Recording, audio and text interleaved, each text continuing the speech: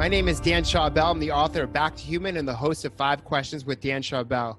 Today on Dov Baron's show, we will talk about how technology is making us miserable and why we need to be more human. Stay tuned. Congratulations! You are tuned into Dov Baron's Leadership and Loyalty Show, the #1 podcast for Fortune 500 executives and those who are dedicated to creating a quantum leap in leadership. Your host, Dov Baron, is the founder of FullMontyLeadership.com. He's an executive mentor to leaders like you, a contributing writer for Entrepreneur Magazine, CEO World, and he's been featured on CNN, Fox, CBS, and many other notable sites. Dov Baron is an international business speaker who was named by Inc. magazine as one of the top 100 leadership speakers to hire. Now, over to Dov Baron. Welcome, dear friends, fans, and fellow aficionados of leadership excellence. Thank you for joining us on this episode of Dov Baron's Leadership and Loyalty Tips for Executives, part of the Full Monty interview series. I'm your host, Dov Baron, founder of Full Monty Leadership, and I'm here to assist you tapping into your deep greatness so you can reach that next level of clarity, focus, purpose, and profit in your business, your life, and your leadership impact. Today, we're going to take an insider look at how great leaders create a connection in an age of isolation. Remember, you can now chat about this episode or any of the episodes of our show on Facebook. We have our own Facebook page for the show. It's Dov Baron's Leadership and Loyalty Podcast. You can go there and chat about the show. If you're a new listener, a new viewer, thank you for joining us. Strap yourself in. We're about to go full Monty. Remember, you can now find us on iTunes, Spotify, iHeartRadio, or wherever you tune into podcasts. We always need your help in staying relevant, though, so please get yourself over to iTunes, rate, review, and subscribe to the show. When you do, please go back to that Facebook page, the Leadership and Loyalty Podcast, and tell us that you actually wrote your review, and maybe we'll give you a shout out on the live show. You can also find us on traditional terrestrial radio stations across the United States every Monday and Thursday, all the way from Las Vegas to Philadelphia. Also, you can find us by looking for us on Roku TV, where there's over 100,000 subscribers. And if you're a regular listener, big thank you to you for making us the #1 podcast globally for Fortune 500 listeners, with a potential reach of 2.5 to 4 million listeners for every single show. We're honored and grateful to be cited by Inc.com as the #1 podcast to make you a better leader. By the way, you can listen to us on Google Home and Alexa by simply saying, play Dov Baron's podcast. Again, thank you for sharing the show with everybody you know. All right, let's strip it down and dive right in. As a leader, whether you are a CEO, someone in the C-suite, sales leader, entrepreneur, or leader in any capacity, you probably know that the drive for excellence in the world of high achievement can lead to something that is potentially more damaging than smoking. Yes, I did say that. And that is isolation. So how can we most effectively establish meaningful human connections in an age where we are all relying more and more on technology? Well, stay tuned because you're about to find out. Our guest on this episode will reveal exactly how to do that. Dan Schawbel is a New York Times best-selling author, partner and research director at Fortune Workplace, and the founder of both Millennial Branding and WorkplaceTrends.com. He's the best-selling author of 2 career books, Promote Yourself and Me 2.0. The third book, that's the one that we're going to be talking about today, is Back to Human: How Great Leaders Create Connections in an Age of Isolation. Through his companies, he's conducted dozens of research studies and worked with major brands, including American Express, GE, Microsoft, Virgin, IBM, Coca Cola, and Oracle. Dan has interviewed over 2,000 of the world's most successful people, including Warren Buffett, Jessica Alba, Will.i.am, Michael Bloomberg, Chelsea Handler, Colin Powell, Sheryl Sandberg, and Arnold Schwarzenegger. That is a pretty mixed bag of people. In addition, he has written countless articles for Forbes, Fortune, Time, The Economist, Quartz, the World Economic Forum, Harvard Business Review, The Guardian, and has combined over 15 million views.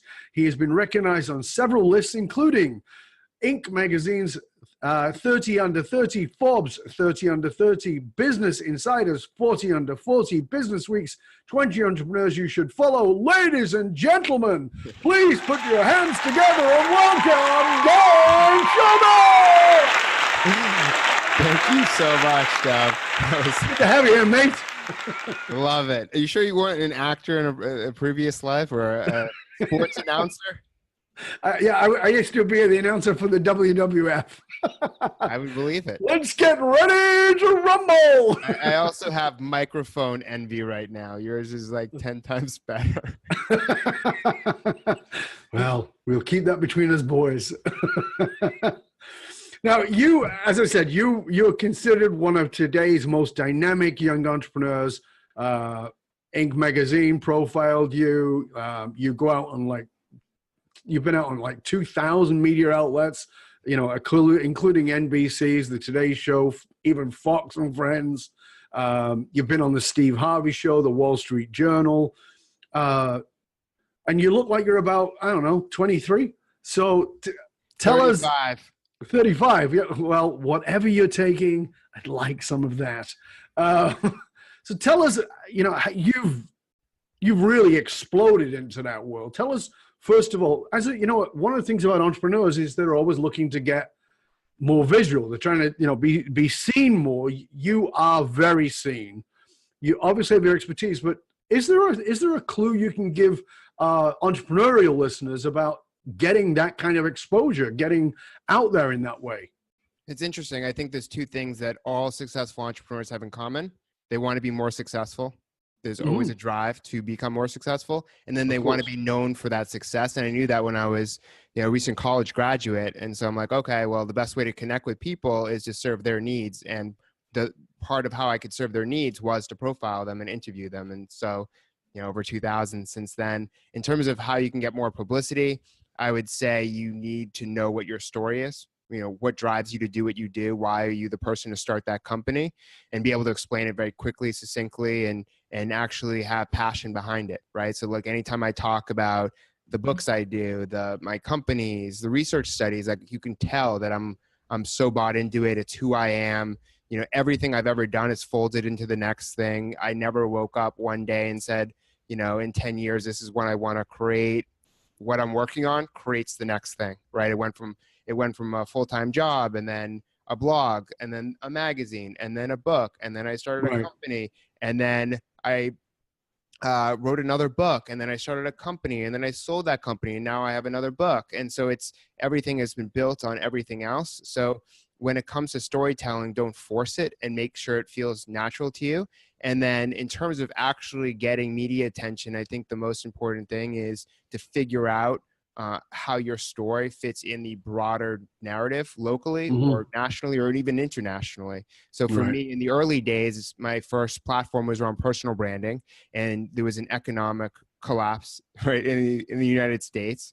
And so I went right into that recession, and I said, hey, all these people are getting laid off or are confused and want to develop their career. I was very early on to figuring out how to use social media to build a personal brand.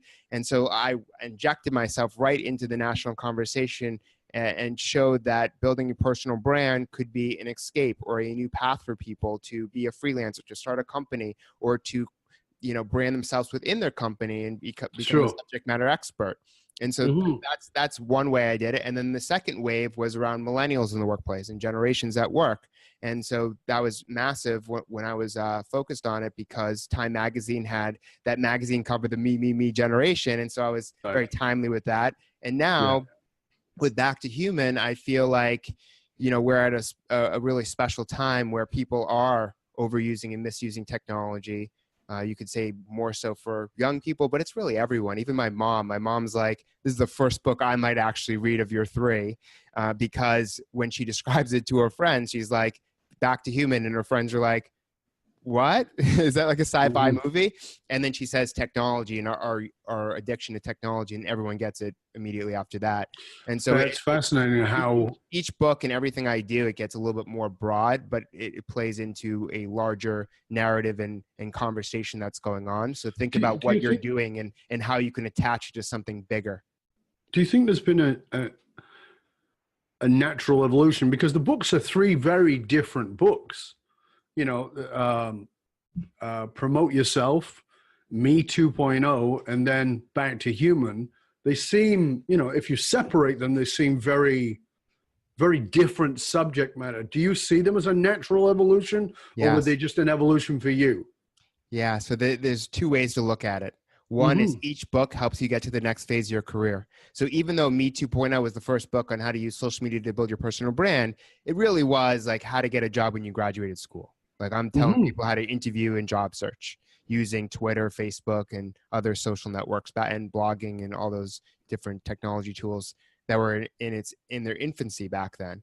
Then Promote Yourself is how to get ahead at work. You just started your first job or you're a few years in, here's what managers are looking for when promoting. And so I did a study with American Express on, they weigh soft skills over hard skills. They were looking for people with a positive attitude, teamwork, and the ability to prioritize work because, people are doing so many different projects now that you got to know what to do when, and everyone's working in teams now. So you have to be able to work with people, and you don't learn for the most part, unless you go to business school, how to actually collaborate in a team. When I went to business school undergrad, we were in teams trying to work on projects, Harvard Business Review cases, et cetera, but not everyone gets that.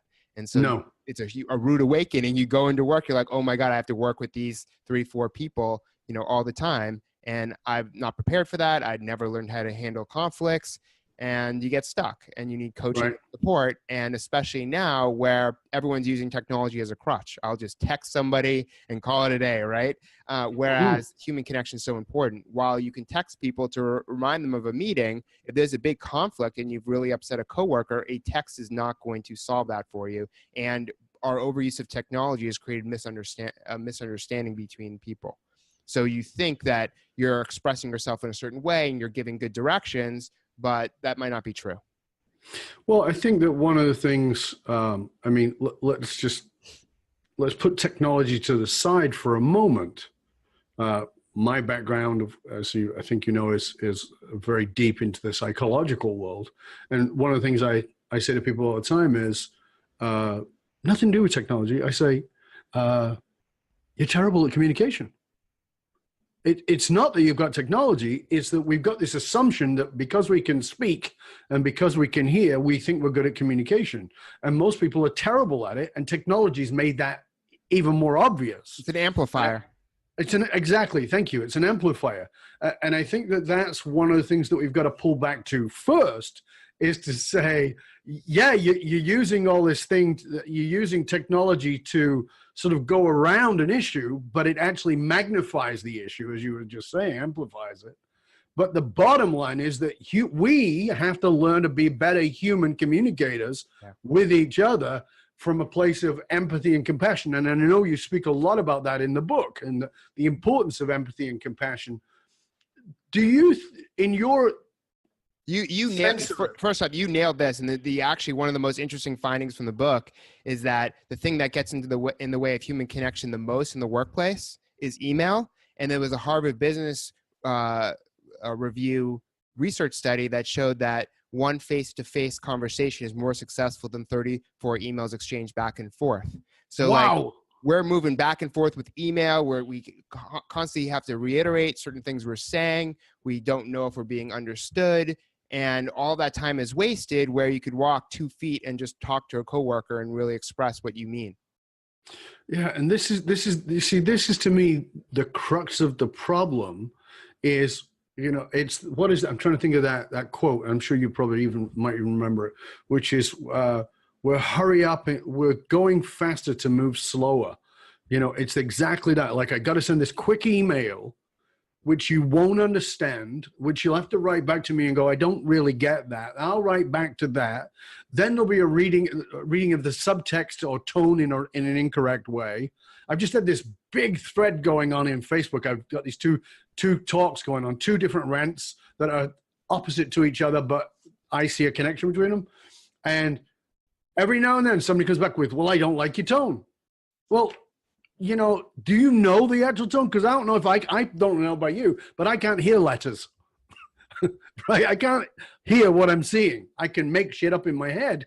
And it's fascinating that we don't have these skills. I mean, my sign off in the show, I talk about concrete soft skills because they go in soft, but they are the foundation of your business.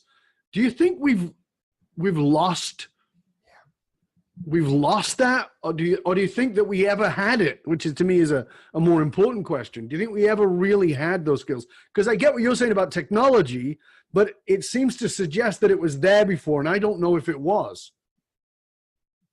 Yes and no.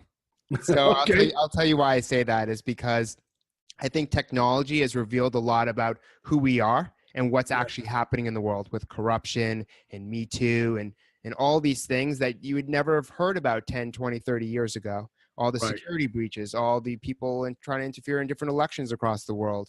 It's because technology has revealed that to us. More of our lives and more things and activities and events that are going on in the world have been surfaced through technology. And if something happens where a cop is, unlawfully arresting a Black person, someone's there with a picture and potentially videoing it with their phone, and that's going off everywhere. And thus that cop wouldn't have gotten in trouble 20 years ago, but now maybe they get in trouble.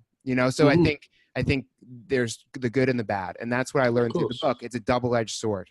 It's about how you're using it. But I think with soft skills, I think people lack soft skills, and now this is revealed to us. But at the same time, I think our overuse and misuse of this technology has limited our ability to have this in-person communication. And honestly, I work from home. It's been 8 years. And if I don't get enough human connection, if I'm not scheduling enough meetings or video conferencing or getting out and having coffee with someone, and the next time I get into a social situation, I feel awkward. Now stop there, because I think that this is what people have to grasp. And I think it's what's often missed.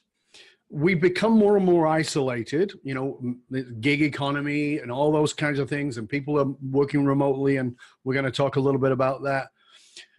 But it's fascinating to me that, you go, I talk about it in my last book, Fiercely Loyal, that this story of 4 people sitting around a table and they've all got their heads down. And if you were back in 1950, you'd think they're all praying because they've all got their heads down. Well, they are praying. They're praying to the iPhone God, and they're ignoring the people right in front of them to have conversations who are not in front of them, probably complaining about the lack of interaction with the people they're with. And it's like, I find that I find myself doing it, and like, put it away. Well, the technology it wants you to be addicted to it because that's the business model of Google and Apple and all those massive companies. It's designed that way. It's designed to release dopamine and hit your reward system. So every time you're getting an alert, you want to check your phone because you're rewarded with an update, whether it's good or bad.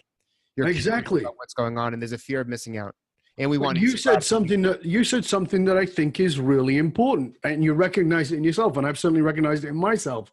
Is that if I don't have enough eye-to-eye human contact, because we had a pre-chat, and people say, "Well, can I use the phone?" No, and they go, "Why?" I don't do phone pre-chat. I want a real conversation with a real person. I want to look you in the eye, even though I can't hug you. I want to look you in the eye. If I meet you, I'll hug you, but I need that because, like you, I've noticed that the quality of my communication goes down if I don't have that. And relationships.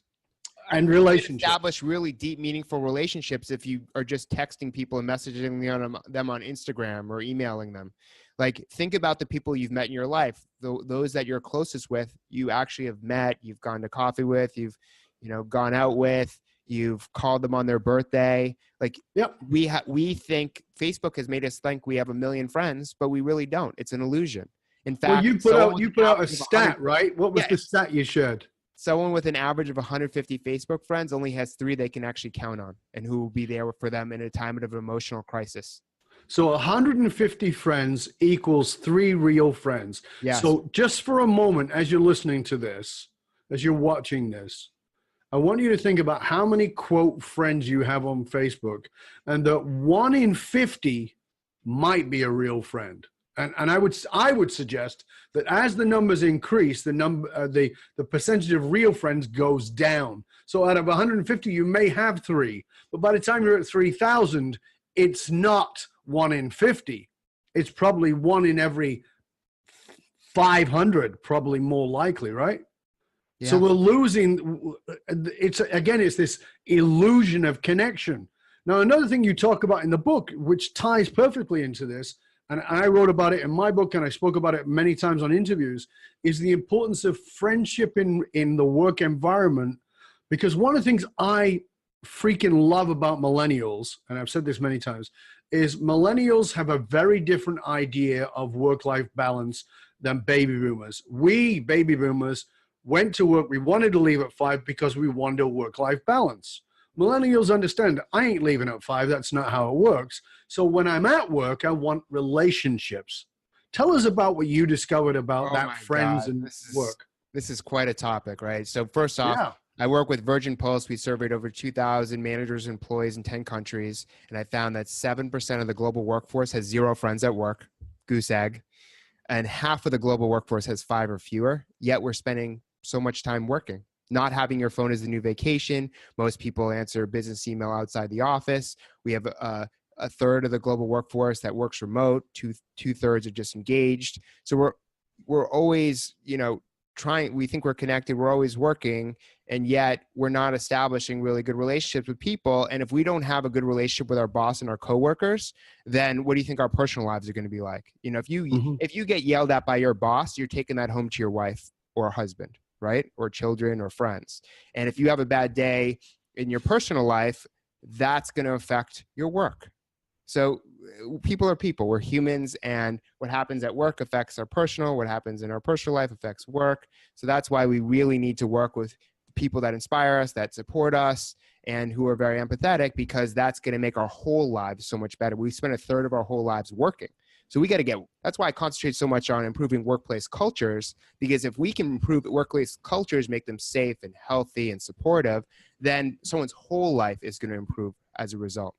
Yeah. I love that. Because we are working incredibly hard now, people are being burned out because we're working longer hours, no additional pay, leading to burnout, and turnover is half of all turnovers because of burnout. So because of all this, and because there's no limits to how much you're working now, we feel guilty when we're not responding to email on vacation or after work hours, and our bosses expect us to pick up the phone or respond to email. So there's no really constraints around that, except in France, where if you do that, you get fined. But for the most part, if you don't like who you're working with, you're spending so much time with them. So that's going to really hurt your life. And that's why I'm all about work friendships. And most of the people I interviewed for the book, I interviewed 100 young leaders from some of the best companies in the world. And most of them believe that work friendships are important, because a lot of them get invited to weddings, with team members, so it can be very social. Yet we lack social events and company outings and team building activities and celebrating birthday parties at work. Only 20% of companies do. Yet in the study, we found that that's the most important thing to create a more healthy and social work environment where people are becoming friends, and that leads to higher productivity and lower attrition. Because as millennials, as you mentioned, and this was mentioned in the book too, millennials view their team as their work family and their boss as their work parent.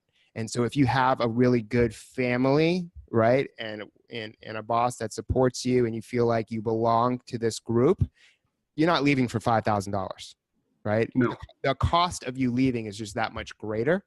And companies, turnover is a significant cost, up to 6 figures, right, depending on the position. 1.5 to 2 times the annual salary of that individual to replace them. So that is, that's a very expensive thing for you to do. And in the context of what you were just saying, I speak a lot about this in my work, is saying the days of believing, you can still believe it, but it's nonsense. The days of believing that you have a work self and a personal self are over. And if you've got half a brain, or even some level, even a fraction of self-awareness, even just a fraction, you realize, as you just said, Dan, if you're pissed off at home, you're taking that to work. And if you're pissed off at work, you're taking that home. And when we go in and do our work with companies, because as you know, we do purpose-driven work with purpose-driven leaders, purpose-driven organizations, building purpose-driven companies and cultures. And what I say on the first day, listen, here's the work we're going to do. And I want you to know something. If this doesn't impact your personal life and make it better, we haven't done our job. Because I understand there is no separation. But if you're lacking those human skills, if you're checking that out, if you're not going, as you said, back to human, we're missing so much. So let's talk about it in the context of this whole thing about working remote. Yeah. Because this is, we're all aware that working remote is more and more, it's bigger and bigger. People are more and more isolated. And not only this, but they're not only remote, but they're often cross-cultural. So that's difficult enough oftentimes with somebody in the same room. It's literally the biggest finding that came out of this book from the study was that if you work remote, you're much less likely to say you want a long-term career at your company. And to me, that had such a huge impact once I, discovered that finding, because I've worked remote for 8 years. And if I were to be really honest with myself, if I didn't see my business partner employees for a year, I'd be checked out. I'd be selling stock. Sure. Right. So I think it's so interesting in our society where people do want the flexibility and they want to work remote, and there's nothing wrong with that.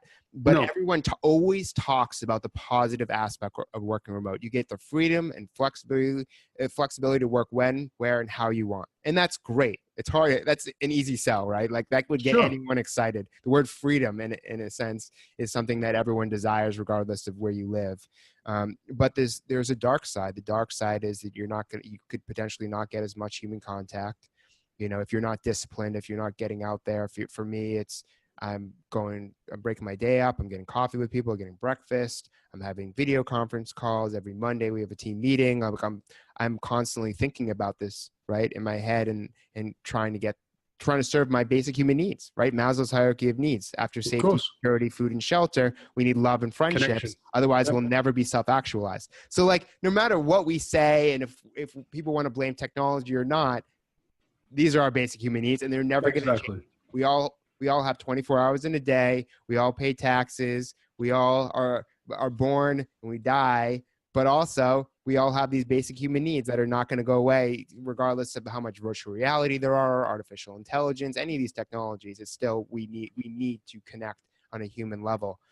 And what you were saying reigns true right here. It's people want to bring their full self, their human, into the workplace. And that's why what you were saying earlier about chapter 9, which is lead with empathy, is so important, because you might not see a physical injury, but people might be suffering from mental illness, and you have to be okay with that and support them where they are. And if they need a mental health day, you have to recognize that, because again, work is about the work you do and who you do it with. It's less about what company you're working for, because on a daily basis, this is the type of activities that you're doing and who you're doing it with. So if you hate what you do, or you don't like who you're doing it with, you're going to eventually leave. You need to have those set, because those are the two most important things. It's a little bit less about where you're working or who you're working for, or perks like pinball machines or free beer. None of that really matters, right? And I interviewed the former chief people officer at Google, and he said, yeah, it's not about any of these perks. It's about working with smart people. But it's important that he said people, because people is part of the employee experience that you're getting. I was working with a company recently, and they talked about how they bought the cappuccino machines, and they bought the bean bags, and they bought the foosball machine and all this kind of thing, right? And they were like, yet we've still got attrition, right? And I said, of course you do. And they go, well, what do you mean? Of course we do. Like, we read from Google and we did the research, and this is the kind of thing. And I go, no, you've missed the ingredient. And they go, what's the ingredient? I go, it's the people. They go, what do you mean? I said, first question, number one, how many of your team did you ask before you put that stuff in? Because you did the research, that's great. But did you ask them if they care about foosball? No. But we know there's no. Did you ask them if they care about coffee? No. Did you ask them if they care about beanbags? No. So here's the thing. If you're going to put a foosball table in there, create a foosball tournament. Have people sign up for it. Have people come in the room. Have them have their team sit around, drink a coffee, sit on the bean cushions, and cheer them on, because you've got to create community. And this is what I think is missing. And I love what you said about this in the book, is it's about I like to now think of work in the context of the work that I do is this is a community. Because of my background in psychology, have worked with companies for so long and said, listen, if you're a leader, here's the bad news. You're a parent. It sucks because you don't really want to be a parent. You want to be a leader. But that's what a leader is. It's parental. And it's not about treating people like children, but it is about listening and guiding and sharing and, leading people to become parents of the people they lead. But you've got to include people. You can't do it from this authoritarian position. And so having the foosball, having the beanbags, having the cappuccino machine has to be a reason to create community, not something you shove in there. And then people are like, oh yeah, there's a foosball machine. Well, they just want to check the box. Well, yeah, they want to check the box. And the people who have perks here. Check. Exactly. But the interesting thing for the people, and this is what I think is missed, is that the employee goes as a foosball machine. But if I play it, my boss is going to see me playing it, going to think I'm a lazy sod. So I'm not doing that. So it stands there because it becomes off limits. So it looks good, but why is nobody using it? Because you're not sending the message that this is a community for, as you say so much, for humans. So if you're stressed out, go play foosball for 10 minutes, 20 minutes. Come back. Your brain will work better. There's only 4 employee engagement factors I cover in the book that are really important. They align to what you speak about too: happiness, belonging, purpose, and trust. And purpose is obviously one of the things that you preach.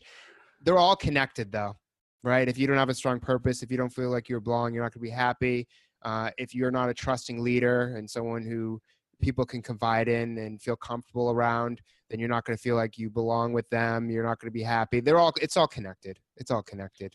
And I think it's only going to become more important because as more and more of the workplace becomes automated, soft skills and the ability to lead and connect with people and manage teams, those are all going to be prioritized because who's going to be managing the machines? Who's going to be managing the people who are going to be managing the machines? It's going to be the leaders. Right. And absolutely. And machines don't have empathy, but a leader should and must. So, slight sidebar. I think it's important. Maybe you won't, and that's fine. And we can drop it if that's the case. But one of the people that you interviewed was Anthony Bourdain.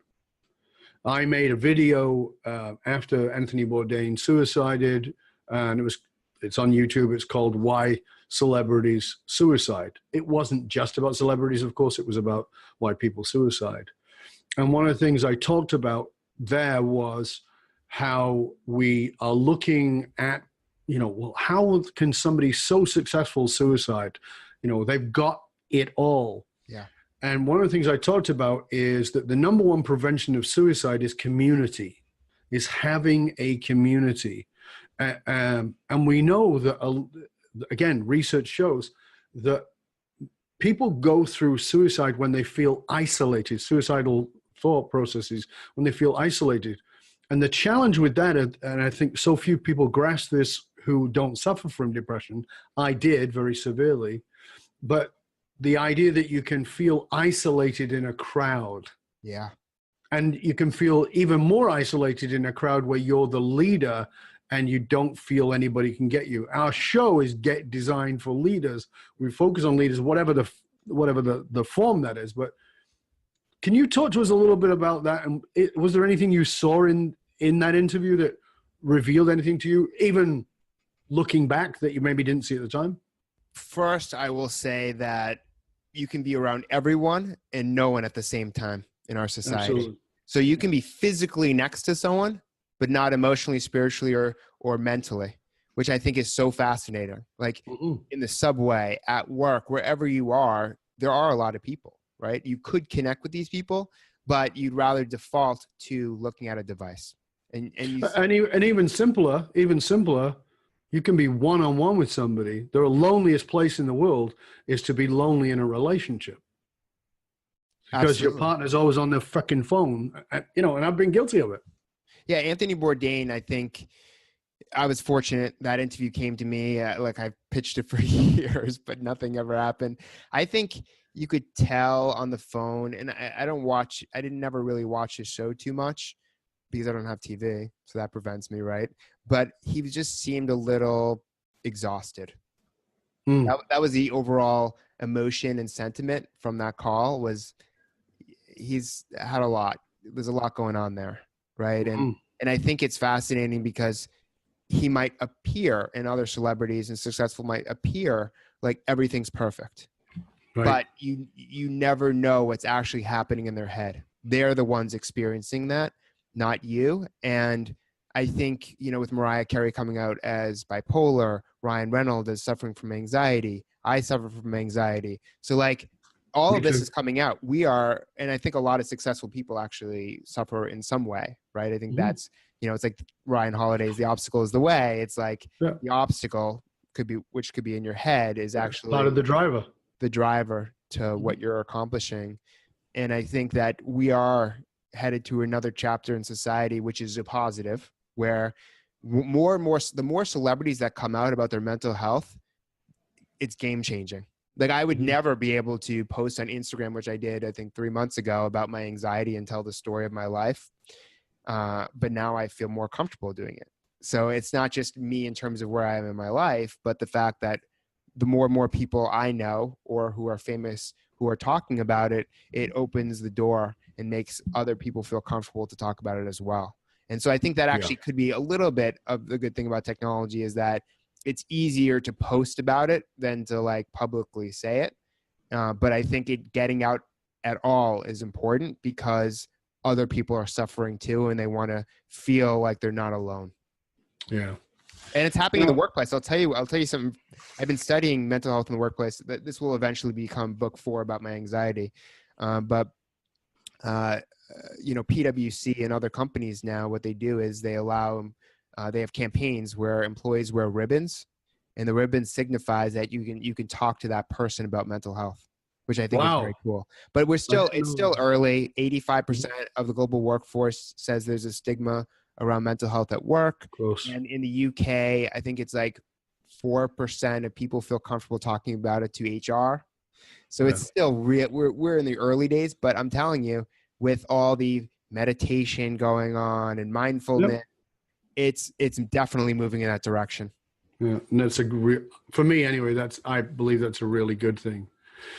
You, one of the chapters in the book is the focus on fulfillment. One of the things that as part of our byline is taking you from success to significance and onto fulfillment to create a legacy. You talk about fulfillment, focusing on fulfillment, and the 5 characteristics in the book.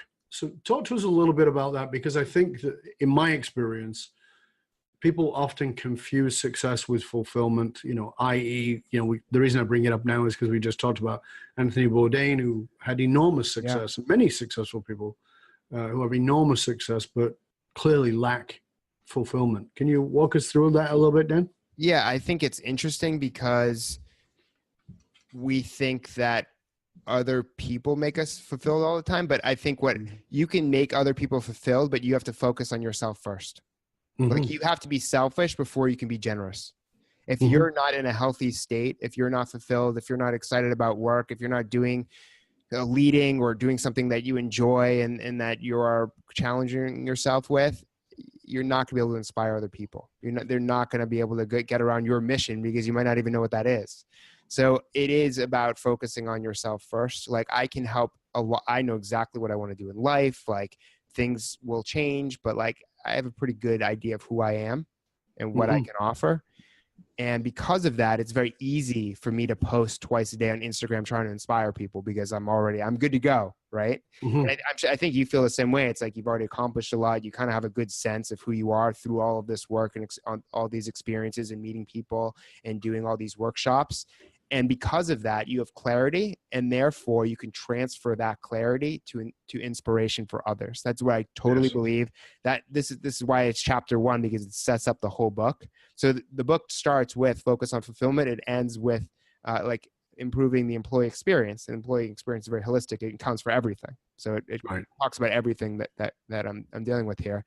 And in terms of fulfillment, I think it is about having a connection with yourself, a connection with others, really having clarity for, what you're looking to accomplish and how other people can be part of that once you know what that is.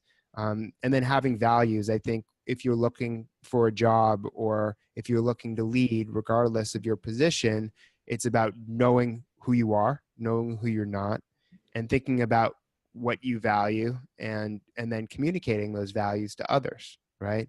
And they have to be authentic. I know this word gets used a lot, but it has to be real. Like you can't fake it, because eventually people, especially in our transparent world driven by technology, people are going to figure that out. So it's much better to just take a stand. This is who I am. This is who I'm not. This is what I'm willing to do. This is what I'm not willing to do. And these are the type of people I want to surround myself with, because I'm telling you, this has been very interesting the past 6 months. I'm like, okay, why am I friends with, I'll give you an example. My friend Shane Snow, he wrote Dream Team's very successful entrepreneur. I'm friends with him because we have the same values. Right. But we come from different environments and backgrounds. So we connect on an emotional basis, but he challenges me intellectually because he comes from a whole different world. He was born in Idaho with 10 siblings, right? And then right. his whole life has been very different than me. So I can learn from him, but at the same time, underneath, we have similar values, so we can connect on a human level. And so that's how I think about friendships now, and everyone I'm friends with. They have to be different, but have core values that are the same. And then but you brought up something there that's interesting. I mean, and it's a whole other show. Okay, so I just get into that. Stay tuned. Right. So it just is, because the truth of the matter is that you need to surround yourself with people who will challenge you to grow. And we live in a social media world. This is part of the post I just wrote, that feeds you the bubble. And we used to talk about the left bubble and the right bubble. Now there's the personal bubble. And social media has an algorithm that feeds you more of whatever it is you believe. And if you believe stupid shit, it just keeps feeding you stupid shit that doesn't open you up. And as humans, we tend to want to surround ourselves with people who think the same way as we do. And you're never going to get better by surrounding yourself with people who believe you do. I watch Fox. People go, you watch Fox? I watch Fox. I watch CNN. I watch Al Jazeera. I watch RT. I watch the BBC. I have independent journalists that I read. And people go, you're so knowledgeable. Yeah, because I'm taking in many different aspects. I read far right. I read far left, and everything in between, because some of the stuff I think is completely nuts. But then I read something and I go, that's a valid point. I may not agree with where it's coming from, but it is a valid point. And I think that I think that technology's made us lazy. Yes. 100%. Intellectually lazy. Yes. Well, that's what's happening politically. It's happening socially, is people want to follow others or read sources that confirm their current beliefs and then don't challenge them. And on social media, it's very easy to do that. You just follow certain Facebook accounts, Twitter accounts, Instagram accounts, news sources, and you shut yourself off to everything else. It's so interesting. I have a friend who was like, I don't know if I want to take my husband's last name. I might just want to keep mine. And, you could judge her however you want. But what she did is she typed that in to Google. And what do you think? There was an article that confirmed her belief that she should do it. Of course. But if she typed in something else, it would have confirmed a different belief why she shouldn't do it. That's the algorithm. You get what you want because Google wants to serve you what you want. Exactly. And that's the greatest trap at a human level when we're dealing with. So we dismiss people constantly. We dismiss people because they don't agree with us, instead of saying, how is this person challenging me to think at a deeper level, at a greater level, to expand myself. Some of I think you may know that 2 years ago I went and I spoke at the UN, and I spoke with, on one side of me, an ex-neo-Nazi, and on the other side of me, the number one recruiter for Al-Qaeda. Great guys. Love them. The guy on the right, the guy on this side of me was an ex-neo-Nazi who I de-radicalized. That's why we were both there, talking about de-radicalizing leadership. And the other guy on the other side who now works for George Washington University. And he talks about the psychology behind but great people, and you start to understand that just because somebody's politics is one thing, it's easy to dismiss them as a human being. And this is where we come back to empathy and compassion and understanding.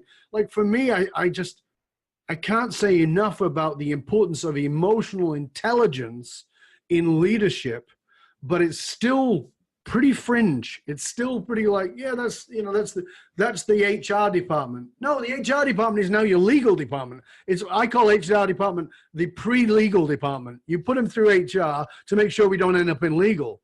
But we as leaders have a responsibility to be the humans, and that's what I loved about your book. It's calling us back to be human leaders first, right?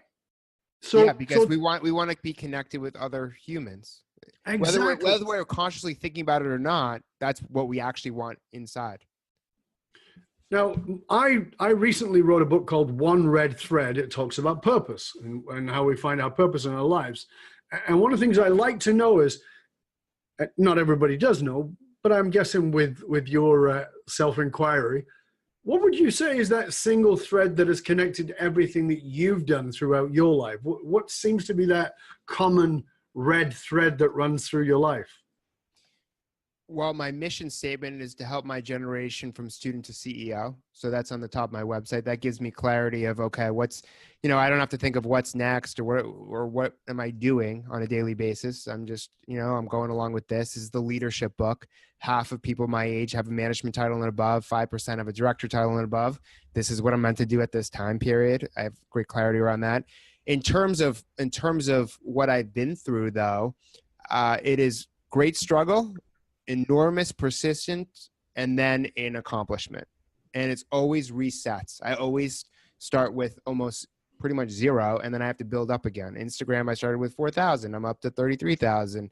My blog, I started with zero, no comments, no traffic, nothing. Built that up to over 1 million readers. So like everything in my life has been tough, even though people would perceive it to be easy. My first job out of school, I had an incredible resume. I had a 2-page resume, 8 internships, 7 leadership positions on campus, straight A's, my own business, anything you could possibly think of, I had on my resume. And it still took me 8 months, meeting 15 people for 3 different jobs to get my first job when I graduated.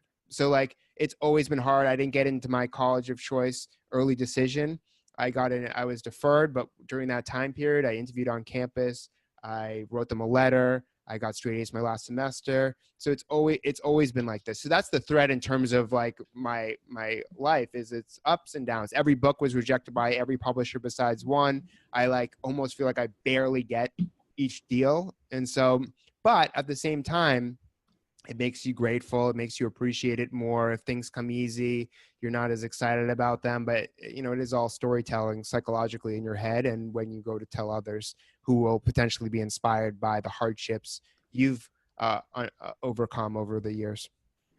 Yeah. Well, we all know the overnight success usually takes 10 years. He came out of nowhere. Exactly. The new one who came out of nowhere, and it kind of feels like this, is Rachel Hollis. So she's like crushing it in the self-help community. She's the #1 book in like at least the country. And it feels like she came out of nowhere because I had never heard her name before. But of course, there's the longer backstory of starting a blog, of course, traffic. Somebody said to me very recently, "Wow, you've really exploded," and I'm like, "Really?" I'm like, "Really? I don't." Oh yeah, I see you everywhere. I'm like, "Oh, okay." And they said, "How long have you been doing this?" 34 years. Just new kid in the block. It's crazy. One of the things that I believe about accept it, because in 10 years it's going to be the same thing, and you're going to say, "I've been doing this for 45 years." Exactly, right? So here's the thing: as leaders, I believe that we must commit to continuous growth and development. And I think that the great trap in leadership is to think I'm there. And it's one of the questions I like to ask my guests, because I think that people often can look at people like yourself, Dan, and many others and go, "Wow, you're there." Tell us something that you're still working on in yourself, in who you are and how you're trying to grow and develop. What is a challenge for you that you're still working on overcoming and becoming better at, whether that's personal or business or anyway? So this is going to sound pretty funny, but over the past year, I would say I've been much more open about my psychology, mental illness, and things that I've kind of suffered through. And the way I started to put myself out there and talk about it was I would go on dates with girls. And this, I didn't like intend for this to happen. It just kind of naturally happened. So it wasn't planned because that would be really bizarre. But I'd be on dates with girls. And if I knew I wasn't interested in them, I would talk about it because I'd have nothing to lose. That's my little hack of being more vulnerable is you really feel like you have nothing to lose. You're with a stranger you know you're never going to see again because you're not into them. Just talk about it. And then after a few times doing that, then I just opened up to more and more people and it just became more comfortable. So that was my hack to become more vulnerable. Fascinating. That is fascinating. I love it. That's actually a really cool hack. Like, yeah. I'm not interested in this job, so I want $500,000 a year because I need to learn to own my value. So yeah, I want $500,000 a year. I don't want the job anyway. So yeah, it's actually a really good idea. That's fabulous. Thank you. So as we come towards the end of this show, what's a guilty pleasure for Dan? Guilty pleasure is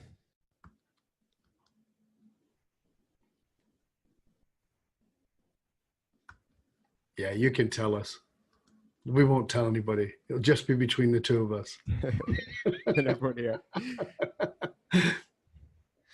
I don't know. I don't have as many as I used to. I had more, but now I guess I'm too straight edge.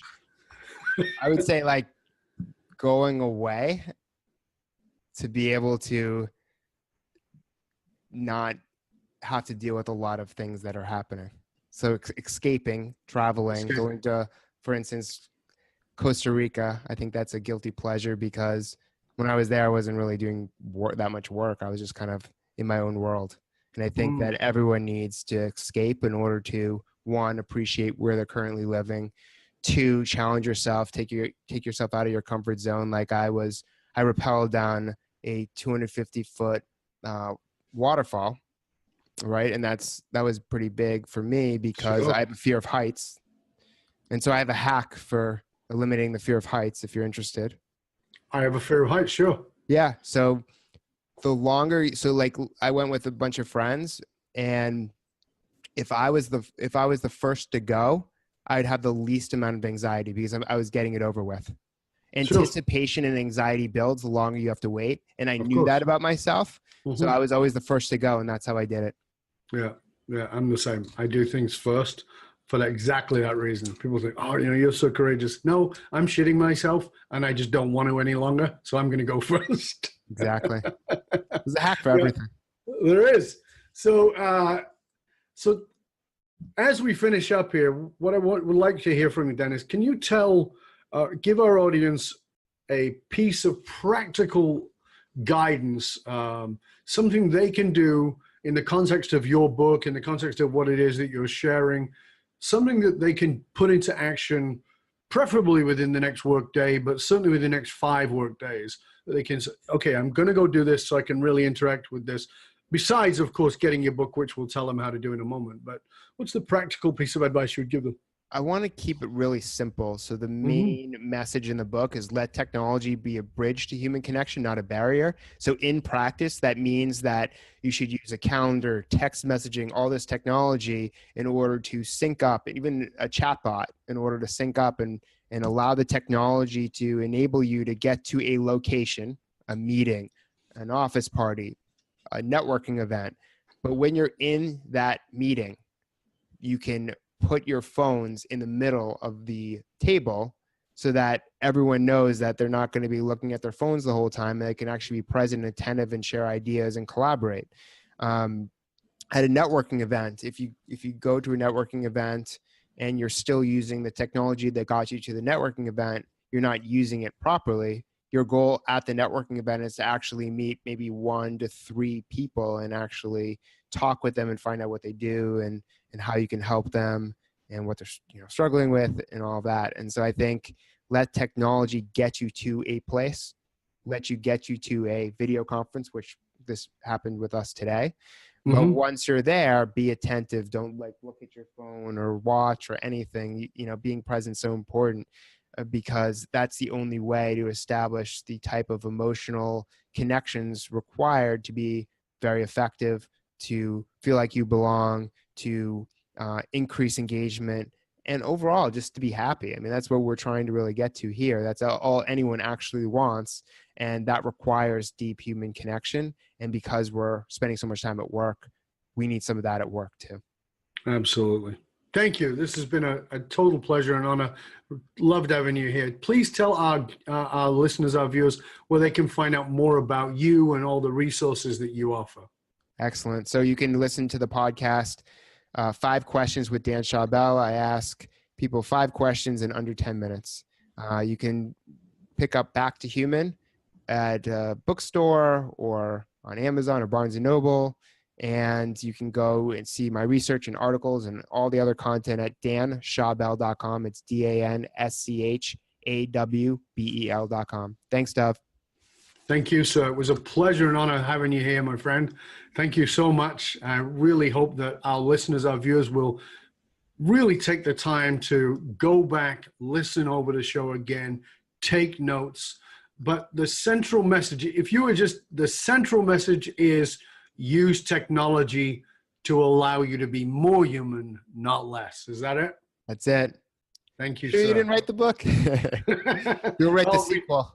Definitely, you and I got a lot in common on this area. There's a lot of stuff to play with between us. Thank you again for being on. And for you, dear listener, please remember that you can chat about the show that you've just been listening to or past episodes by going on Facebook and finding the group, the Dov Baron Leadership and Loyalty Podcast. If you go there, you can talk about this show. You can talk with some of our guests and some of our other listeners.